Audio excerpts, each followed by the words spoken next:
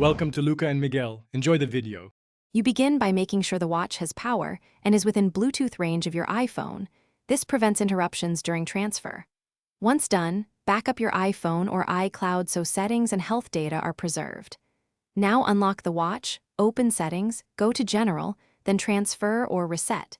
You tap Reset to reveal options.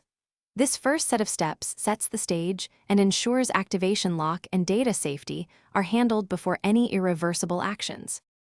Next, you perform the core erase. On the watch, choose Erase all content and settings. This removes your apps, cards, and pairing data. If the watch asks, enter your Apple ID password to disable activation lock. This is why you prepared credentials. Alternatively, on your iPhone, open the Watch app, go to My Watch, tap All Watches, tap the Info button, and select Unpair Apple Watch. That triggers a background backup and clean unpairing. Make sure the process completes without interruptions. Finally, once the watch erases, pair it again with your iPhone to set up as new or restore from the backup you made.